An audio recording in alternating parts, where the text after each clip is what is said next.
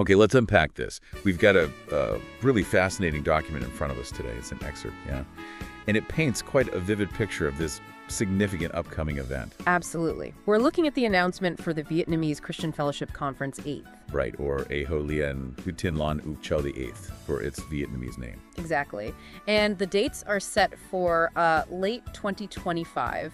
It kicks off evening of Saturday, December 27th, runs through to the evening of Monday, December 29th. So a solid few days there. Mm-hmm.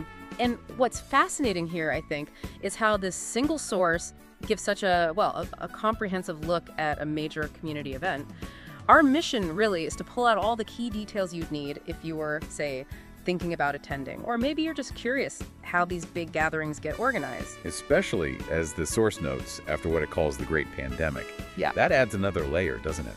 It certainly does. There's a sense of maybe reconnection or renewed importance, perhaps. Okay, so let's dive into the core info. Where's it all happening? It's taking place at Springvale Town Hall. Ah, okay. Yeah, the address listed is 18 Grace Park Avenue, Springvale, Victoria 3171, so down in Australia. And who's putting this all together? The main organizer seems to be the Springvale Evangelical Church, or Hoi Tan Tin Lan Springvale. But interestingly, they're doing it under commission from two larger bodies, the Australian General Assembly, that's Tong Ho Yuk Cha, and also the Baptist Association, He Poi Baptiste. So quite a collaboration involved there. Definitely suggests broad support within the community. Now, you mentioned the speakers earlier. Yeah. Seems like a significant aspect. Oh, absolutely. It highlights the international scope, which I think is quite telling. They list Pastor Tai Phuoc Truong. He's the president of the Vietnamese Evangelical Church of North America. Okay, so coming from overseas. Yes. And also Pastor Dr. La Hong Phuc, who's noted as being from the United States. Wow. And then it also just mentions there will be other speakers specifically for the English program. That's interesting, too, catering to different language groups within the same event. It broadens the reach considerably, doesn't it? Makes it more inclusive. Definitely. So you've got the who, what, where, when. Mm-hmm. Let's get into the practical stuff for attendees. This is where it gets really interesting if you're actually thinking about participating. Right. The nuts and bolts, registration fees, accommodation. Exactly. And the source breaks it down quite clearly into 3 different options or tiers. Tier 1 is the first one they detail. What does that involve?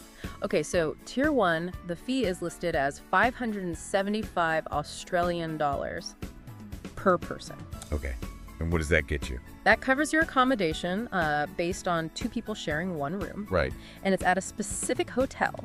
The 4-star MCD Park Royal Hotel. They even give the address 872 Blackburn Road in Clayton, Victoria. A 4-star. Okay. Yeah. So that's a more premium option, perhaps. Seems like it. Now, with this tier, breakfast is included at the hotel. Oh, okay. But lunch and dinner, those meals are provided back at the main conference venue, the town hall. Gotcha. And how far is the hotel from the venue? It mentions it's about a 10-minute drive, but importantly, they say there will be frequent bus shuttle services provided. That's key. Takes the transport worry out of it. Definitely. So that's Tier 1. Then there's Tier 2. Okay, what's the difference here? The price point is lower, 395 Australian dollars per person. Right. And the accommodation setup is different too. This one is for 3 people sharing 1 room. 3 people. Okay. And it's at a different hotel, the Matilda Hotel, which is at 856 Heatherton Road in Springvale. Closer to the venue. Seems like it. It says this one's only about a 3-minute drive away. Oh, that's very convenient. Yeah. And again, frequent bus shuttles are mentioned. And the meals for Tier 2. This is another key difference. For Tier 2, all meals, breakfast, lunch, and dinner are provided at the main conference venue. Ah, I see. So no breakfast at the hotel. Everything's centralized at the town hall for meals. Exactly. It streamlines things maybe, keeps everyone together for meals. Makes sense. So that's Tier 1 and Tier 2, both including accommodation. What's the third option? Tier 3 is the no accommodation option. Right. For locals maybe, or people sorting their own stay? Precisely. The fee for this is 220 Australian dollars per person. Okay. And it clearly states this does not include hotel accommodation. But it does include some meals. Yes, it covers lunch and dinner, which, like the others, are provided at the main conference venue. So you still get the main daytime meals and the conference access, just without the organized lodging. That's the gist of it. It really provides flexibility, doesn't it? Catering to different needs and budgets. It really does. But there's a catch, isn't there? A deadline. Ah, yes, very important. The document stresses that after August 15th, 2025, That specific date. Yeah. yes, after August 15th, 2025, they cannot guarantee hotel availability or these special prices. Why is that?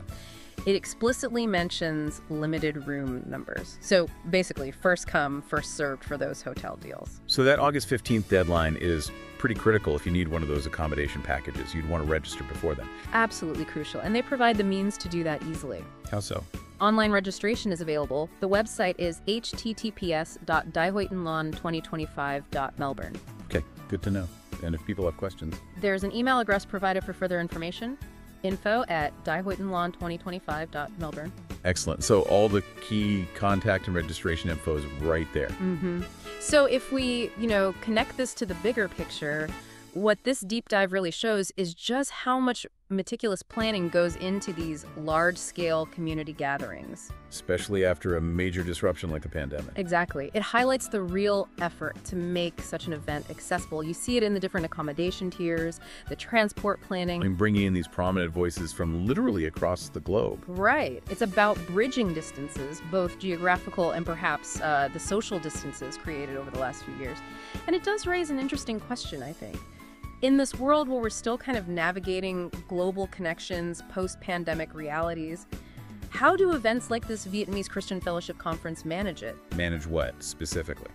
Well, how do they effectively bridge those geographical gaps? How do they cater successfully to all these varied needs, different budgets, different accommodation preferences, while ensuring everyone gets that sense of, spiritual enrichment and practical comfort?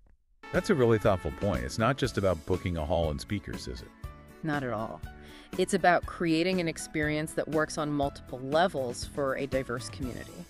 So what does this all mean for you, the listener? Well, you should now have a pretty comprehensive understanding of what this major conference is all about.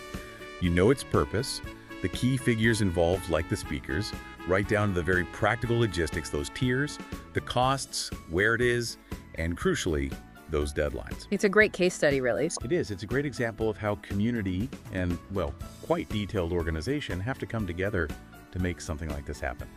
So maybe take a moment to consider the sheer scale and planning involved. And of course, if you find yourself interested in attending or maybe just learning more about similar gatherings, you've got all the details now from this document we've explored. It's quite something.